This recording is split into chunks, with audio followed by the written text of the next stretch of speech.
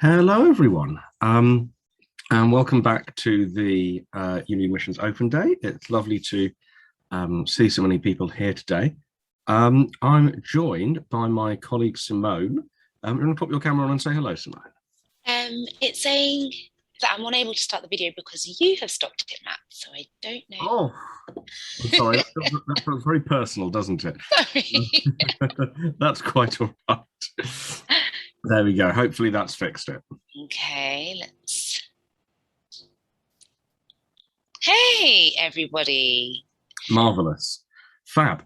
I'll say we are just a couple of minutes past 2, so I think we will get going from here. So I wanted to talk today about the importance of the admissions tests. We're going to be thinking about the tests associated with STEM subjects, that's science, technology, engineering, and maths today. And then next week, we're going to be talking about medicine with a particular focus on the BMAT. And the following week, we'll be talking about the admissions tests in the humanities. So that's your PPEs, your Englishes, economics, things like that. So we'll be doing much the same sort of business with graphs, but just different themes, same graphs next week. So please do join us for that if the subjects you're interested in aren't covered this week. We're going to be talking sort of first off about how the balance of the application works, how important the admissions tests are relative to other things, to really give you a clear sense of how you should be approaching your application with only a few weeks to go. We'll be talking a little about how the tests themselves work, although not in as much detail as I would like, because of course each test is its own unique snowflake. And then we'll be talking about the importance of the admissions tests and how much they matter, which is going to be interesting as well. The first thing to bear in mind is that pretty much every subject at Oxford or Cambridge is going to have an admissions test associated with it. There are a couple of exceptions. There isn't an admissions test for chemistry. This is basically because chemistry is used as the control group for all the other subjects. But pretty much every subject is going to mean sitting a test. For Oxford and to an extent for Cambridge, these are normally in the first week in November, about 2 weeks after the UCAS deadline. In the past, Cambridge has done them when you are visiting, physically for the interview. But of course, this year, since the interviews are taking place online, I imagine the tests will probably not be taking place in person, so that would be a strange mix. As I said, this year they're all going to be online, unfortunately. It's just something I've had conversations with the universities about. They hate doing it this way. They don't like doing the interviews online. They don't like doing the tests online. But unfortunately, they are taking real care around the virus, and so that's the way they've decided to go this year. Last year, in an interesting twist, the only place you could get a face-to-face interview for Cambridge was Hong Kong. I don't know if that's going to be the same this year, but it's worth keeping an eye out when you are putting in that application to find out what the interview situation is. But the information I have so far is that everything's going to be online again, which is a disappointment to me, and I think to a lot of people, because of course it is a nice place to go and visit for a day or two. So the admissions tests are, generally speaking, considered to be the most important part of the application by the universities. The reason for this, principally, is because is the only piece of information that the universities have that is the same for all of the students.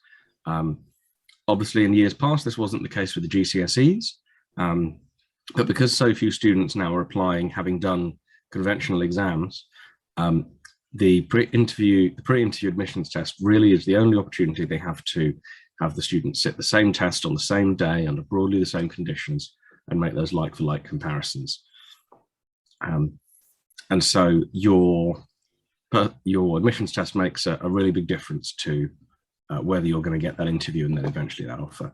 The way I like to sort of represent this is through a pie chart, and I'm hoping that Simone is going to be able to run us through that a little bit. No problem at all, Matt. So let's wait for it. Oh, here it is. Lovely. I love all the colours. So in terms of the application process, there's different weightings for different components of the application process. So we're all aware that you've got the personal statement, you've got your admissions tests, you've got your interviews. But in terms of how each part relates to the other part, maybe you're not so much aware of that. So you can see the yellow, that accounts for 10%, and that is the personal statement. Also your references and other fluctuations, other factors go in that 10%. The next 30% is made up from your grades, so your GCSEs and your A-levels. Let's move on to the next 30%. So this is where your admissions tests come into play and into focus. They account for 30%, the marks that you get from them. And then the last 30% is for your interviews. So you can see actually that your interviews are weighted as much as your GCSE results and your A-level results, and also your admissions tests. So that should clarify some things for you there.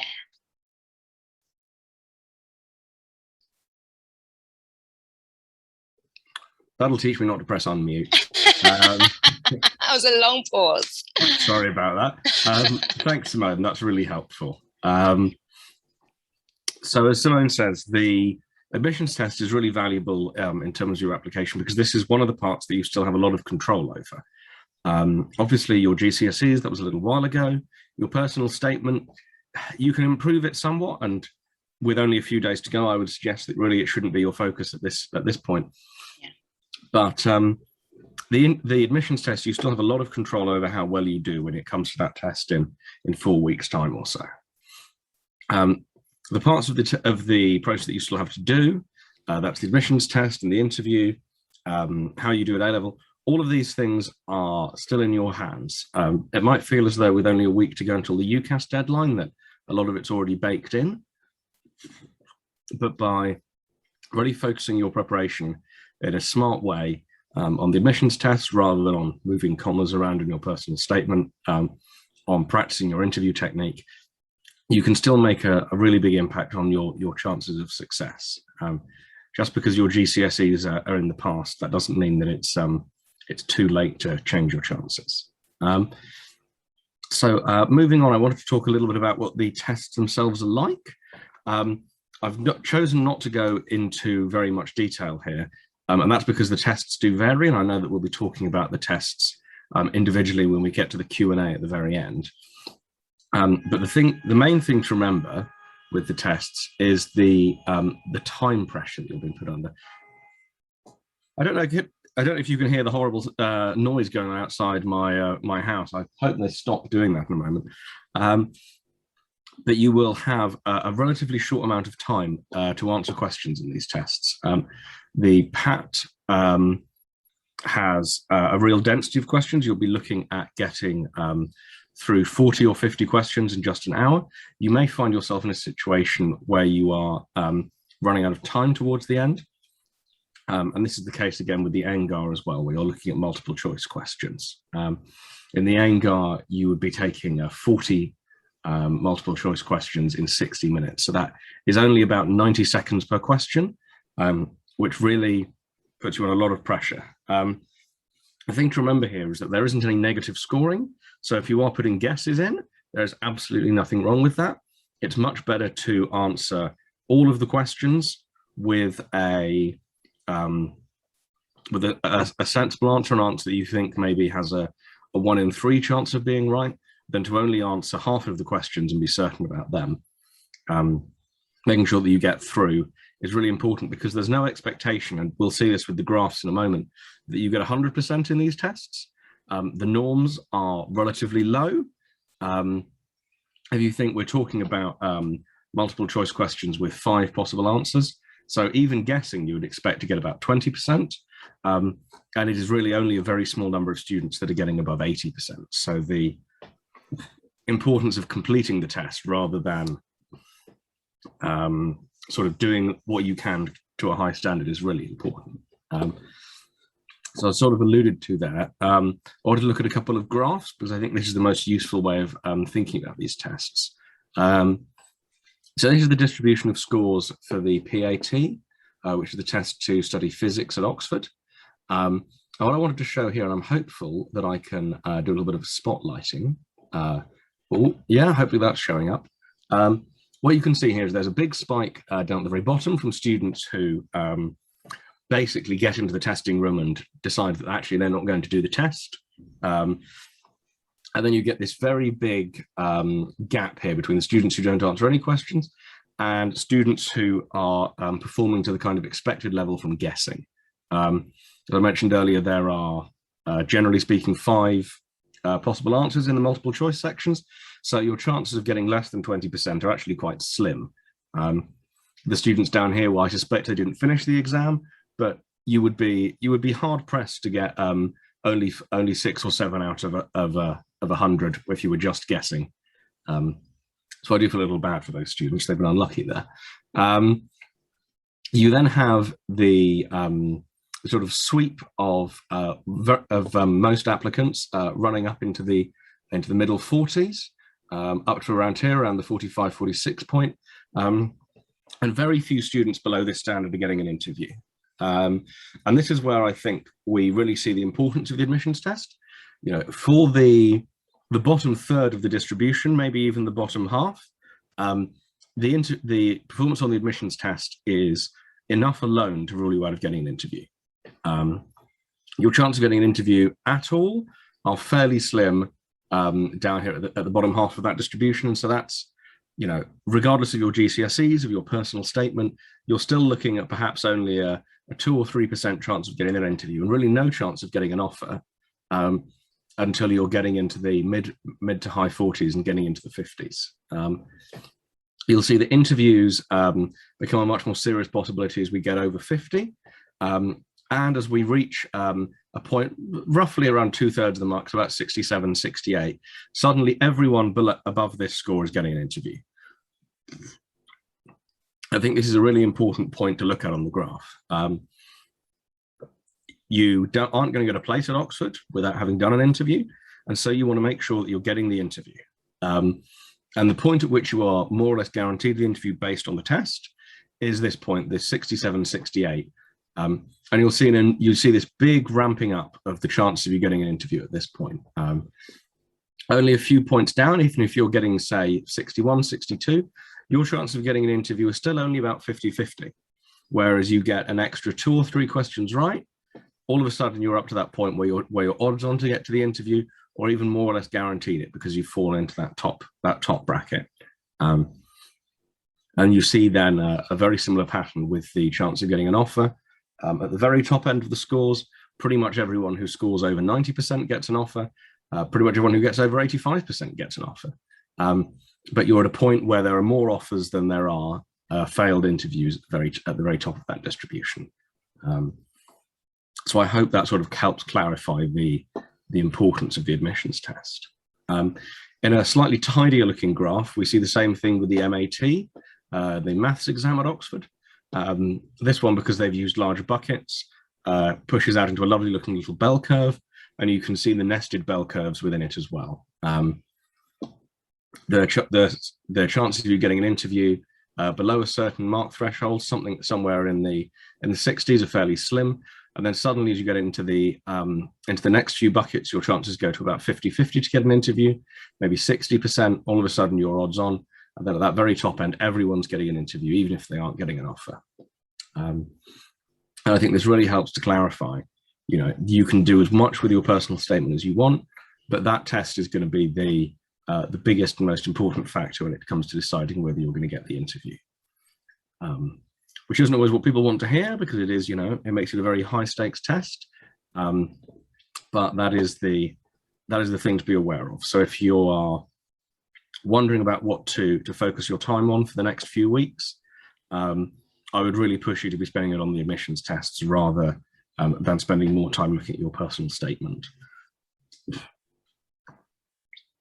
So as I said, I'd hope to insert a couple of video clips here covering some example questions, but unfortunately they don't appear to be working, which is a bit of a technical mistake on my part. I'll have to fix that for next week.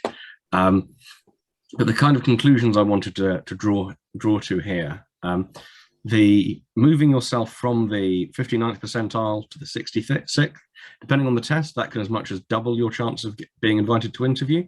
And that may only be 2 or 3 extra correct answers. You know, you have maybe, as I think we saw in the PAT graph, if I go back momentarily, you can see that there are at the high points 50 or 60 other applicants that you're overtaking by getting 1 extra correct answer. At certain points, even more than that. So, you know, those 2 extra correct answers, that 1 luckier guess, you know, you're overtaking a really meaningful number of people at that point.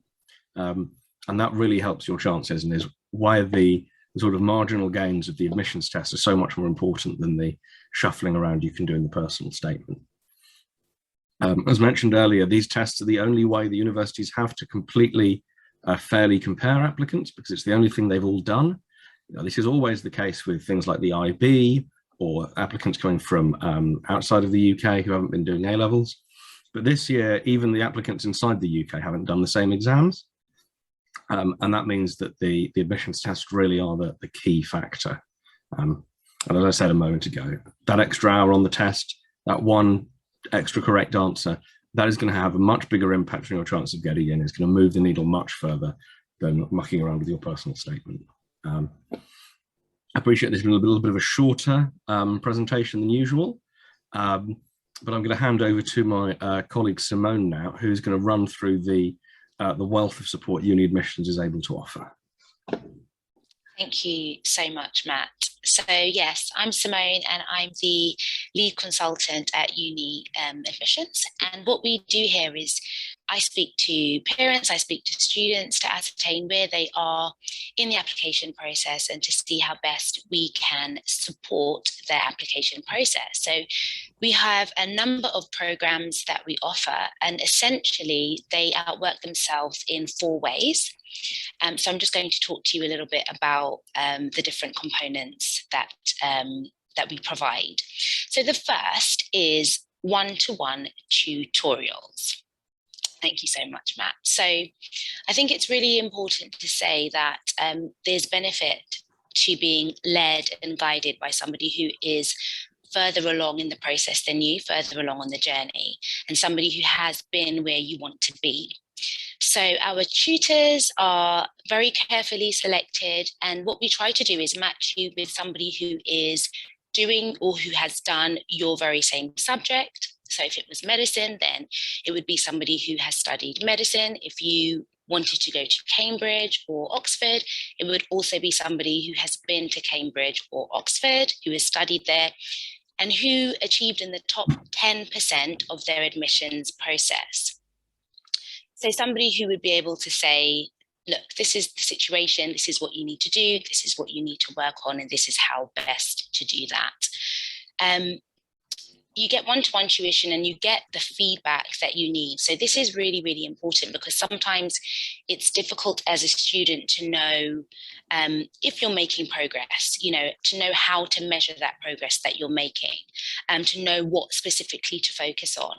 And sometimes you just want somebody to bounce off, you know, to pick their brains to say, you know, should I be doing this? Should I not be doing this? So you really get that with every single tutorial. At the end of every tutorial, you get feedback. In fact, you get a report. And this is sent to not just you, the student, but also the parent as well. Thank you, Matt. And it really outlines the things that, you know, that were covered in that tutorial, the things that you need to be working on more specifically, and also the areas that you need to continue to work on. So a great comprehensive breakdown after every tutorial that will lead to your own personal independent study, homework, further reading. Yeah, so those one-to-one tutorials, vital. We also have all of our resources and materials. So a number of people here at UniAdmissions have written multiple books, guides, loads of material to help students with their admissions test, with their interview technique, with the writing of the personal statement and the like. And so you get access to all of our materials and our resources, and that's actually the physical materials and also the materials that we have online as well. Online, we have a number of past papers. We have a portal, which is a provision where you can test yourself effectively on how you were doing. You can do the past papers under time constraints and under exam conditions. So it's a real structured way of getting across all of the material that's going to enable you to do your best effectively.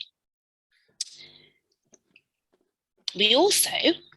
Yes, sorry, Simone, I just wanted to jump in there. No, go for it. We also have the prep portal. I just wanted to talk a little bit about how valuable this is for students who are applying for subjects where the test is going to be online this year. Because one of the things that we found especially challenging last year with the students we've worked with is trying to do a test in an unfamiliar environment. You probably haven't done many of these online type tests. The kind of testing scenario, the buttons, the calculator, all those things can be really unfamiliar. And so being able to practice through the prep portal, where we have worked really hard to replicate the kind of look and feel of how the test will be, makes a really big difference. You know, our aim is to get to a point where the only thing that is new or surprising when you do the test is the exact wording of the questions. But the difficulty, the level, the content, the look and feel, all of those things should be pretty familiar to you. And that's what we try to do through the prep portal. Do you have anything to add there, Simone? Sorry, I jumped in as well. No, just the prep portal is, you know, the hub of connectivity between us and you as the student. And it is such a resource, you know. What we try to do is really match the content to the specifications of the tests. So first of all, we're just, you know, we're going to really learn and familiarize you with the content. And then we're going to revise, make sure that you are across all of the ways in which the questions could present themselves and outwork themselves. And then we simulate under those time constraints, under those exam conditions, to make sure that, again, as Matt said, you don't experience any surprises, that you are fully versed and across everything that might be thrown at you through the admissions process. Thanks. And the portal has content available for, I believe, every one of the exams that you could possibly encounter, regardless of what subject you're applying for. So, you know, that covers the gamut from the English literature test over to the physics, chemistry, natural sciences tests. They're all in there. But Simone, talk to us a little bit about the enrichment seminars, if you can. No problem. So we also do something called Enrichment Seminars, and these happen every week. They happen on a Sunday afternoon. They last about 90 minutes long, and they are really interactive. They happen live with some lead tutors in small groups, so probably about 3 to 5 students per group. And it's a way to immerse yourself in the subject area. So every week there is a different subject. And so, for instance, if it was medicine, then you would be able to choose a subject from the medicine stream. It might be one week, you know, IVF. The next week it might be, you know, NHS structure. And it's just a way of immersing you as a student into the subject matter on a deeper level. It also gives you a safe space to find your voice and to use your voice with regards to, you know, the areas that you're passionate about, so that when you get to the interviews, you're able to demonstrate this with confidence and with ease. And you're able to kind of reel it off, because you would have been having this week-on-week preparation in this area. And it will also serve to highlight the areas that you are more passionate about, and therefore that you should be doing more further reading around. So yeah, enrichment supervisions, they're effectively university level lectures. You know, we're trying to bridge the gap between year 13 and where you need to be when you get to university. And we found that the enrichment seminars are perfect for doing that. Fab. Thanks, Simone. The last thing I wanted to talk about briefly are the day courses. I don't know if you had the chance to pop along to any of these in the last couple of weeks, Simone, but they've been a big success thus far, I think. Yeah, so I've heard so much about the intensive courses, and this is the last thing that we do as part of our programs. And they really they serve to test our students ahead all of the application hurdles. So in terms of the personal statement, the admissions test, and the interviews, it's our way of knowing that you as a student have consolidated all of the information that you've received beforehand. And they come up slightly before the real life deadlines, so as to give you a sense of assurance that you are where you need to be, and that everything is coming together in the way that we expect.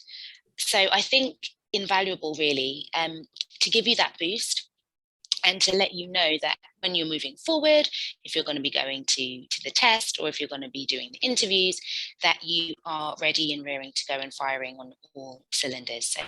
So invaluable. Yeah, thanks.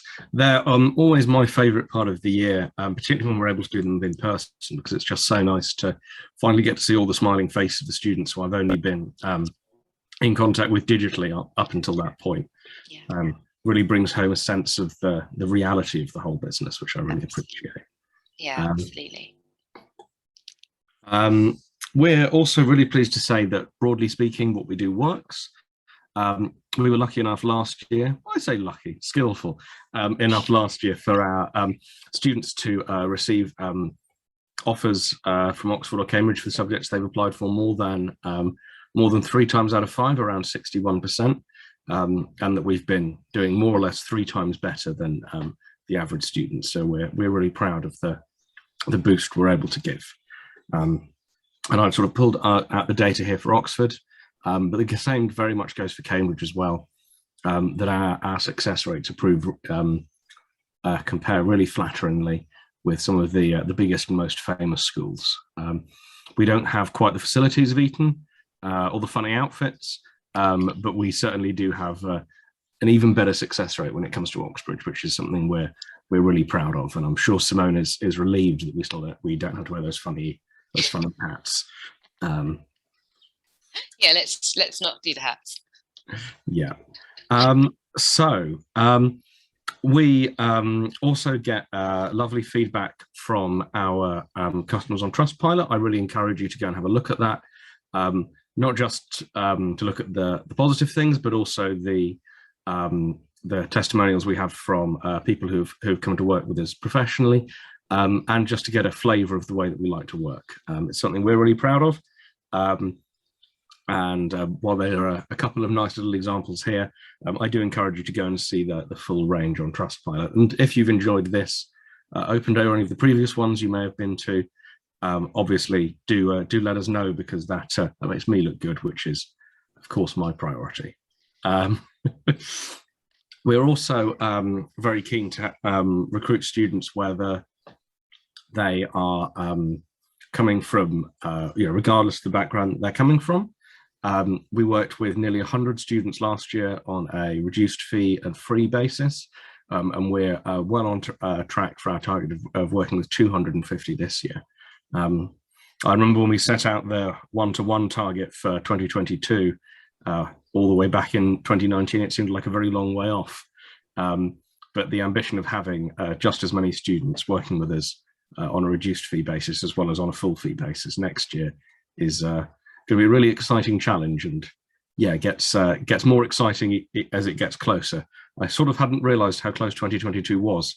It just seems to be getting closer and closer.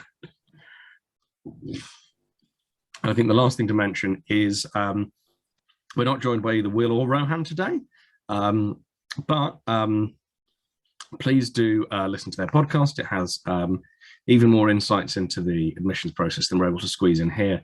And they still haven't invited me on, which I'm furious about. So I mean, it's dreadful. Travesty. What are we going to do about this? My mother told me I had a face for radio. So I hope that everything we've covered today has been really helpful and interesting. What we're going to do now is take a few questions. We won't be able to answer any questions that are sort of deeply personal. Anything that is too deeply engaged in your own personal circumstances, the subjects you're planning to apply for, particular grades, particular things, things that are really personal to you. We really encourage you instead to get in touch with us directly, book a consultation, and speak to us.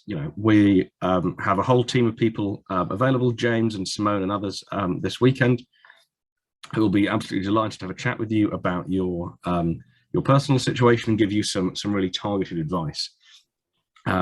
I don't want to bore anyone who's waiting with targeted advice for one person during the webinar. So if you have a personal and specific question, please do get in touch directly so we can answer it properly. It also gives us the luxury of being able to look things up, which is much harder while we're in the midst of the open day, so we can give better answers on that basis as well. I'm just having a look. Simone, can you see these questions? Are there any that you like the look of? I'm struggling to see them.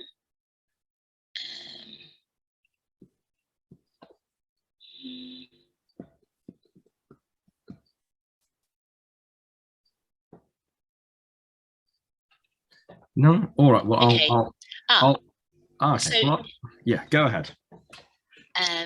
So one question is from Tox or Eden. Are these resources available for the NSAA as well? I can see that. So yeah, all of our, we have resources available for all of the tests that you could encounter. That goes from the PAC, the NSAA, the full gamut of them. So regardless of what subject you're applying for, we will have a real depth of resource available for you. You can also have a look at our books, which are available on on Amazon. Just type in the name of your test and they will, if not be the first result, then very close. And those are a great resource as well, in addition to what we're able to provide through the portal. And I really recommend picking those up, particularly now while you still have 3 or 4 weeks to actually read them. One of the funnier artifacts of the book sales is that they always peak 2 or 3 days before the test. And I think to myself, you're not going to have time to read that now. Yeah, exactly. Should we do another one? Yeah, go ahead. All right. So how long on average do the most successful test takers from UniAdmissions take revising for tests? So our experience is that it is good to spend a good couple of months sort of ahead of time getting ready for the tests. As we mentioned earlier, they really are the most important part of the application. And so you should be giving them a sort of proportionate weight, if that makes sense. You wouldn't start revising for your GCSEs with a week to go. And these tests are more important than the GCSEs in terms of your chance of getting in. So I would encourage everyone to sort of approach it proportionally. These are the most important part of the application. You've got maybe 4 weeks until they start. I would be spending upwards of an hour a day on them now.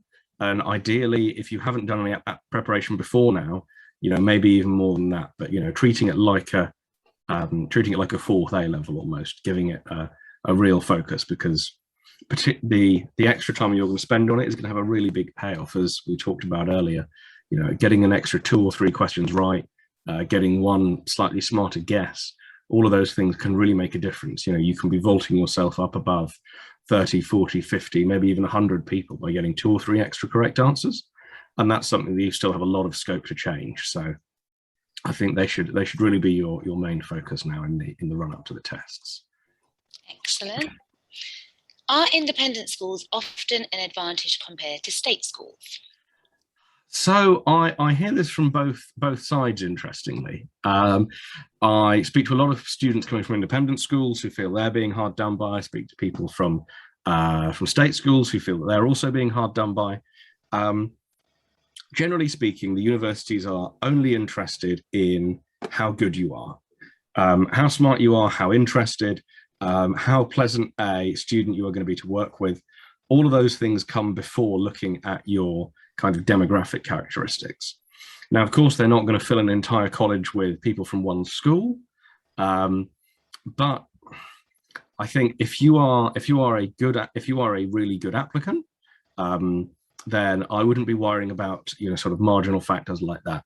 Like we said before, you still have so much control over your application, and if you're one of the top 10-15% of the people applying, if you're smashing an admissions test, if you're blowing them away in the interview, what school you went to, whether it's a bog standard comp or whether you were the richest boy at Eton, none of that's going to matter because you're going to be the best student for that place. Yeah. And I think I'll just take a couple more questions. Malak asks about getting access to our resources. So the best thing to do here is to book a consultation, have a conversation with us. We'll figure out what kind of the best package is for you. But as soon as you're signed up with us, then those resources become available to you within 24 hours or so, I believe. So, if you're really trying to maximize your preparation in the last few weeks, please do get in touch today, tomorrow. Really get hold of those resources as soon as you can, because you've still got so much scope to improve your performance. And yeah, we still have places available in our programs. Obviously, the consultation is super important here because the closer we are to the deadline, the more customized things need to be. Obviously, if we'd started working with you a year ago, then we can take a much broader approach. But as the deadline closes in, we have to do a lot more tailoring, make things a little more customized. And so it's really important to get in touch so we can make sure that we're making the very best out of the limited time left. And Sidan asks about SAT scores. Not part of the UK admissions process, so don't worry about them, but good to know that you're in the right ballpark. Obviously, feel free to include them on your application if you want, but they're not going to be the relevant factor in any case. I think that sort of covers it on the Q&A side. Is there anything else you wanted to cover, Simone, that you feel that we should have mentioned?